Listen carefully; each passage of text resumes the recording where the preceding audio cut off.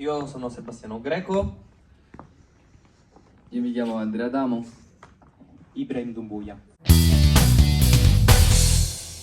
Mi ha fatto capire anche l'importanza, diciamo, del cinema come strumento di trasmissione delle emozioni per tradurre attraverso immagini, dialogo e per certi aspetti anche la musica una serie di emozioni e sentimenti che magari sono difficili da esprimere attraverso le parole. La difficoltà di diciamo entrare in un personaggio che non è nelle tue corde, perché il coprotagonista, Kofi, è un po' diverso diciamo dalla mia personalità, quindi è stato un po' difficile, ma è stato anche bello comunque esplorare un lato di te che non sapevi di avere. La mia esperienza comunque è stata piuttosto bella, anche se all'inizio non volevo partecipare perché in quel periodo ero sommerso dai compiti e avevo anche un problema col teatro. Quindi è un'esperienza da ripetere? Vuoi in futuro fare altri cortometraggi o perché no anche film?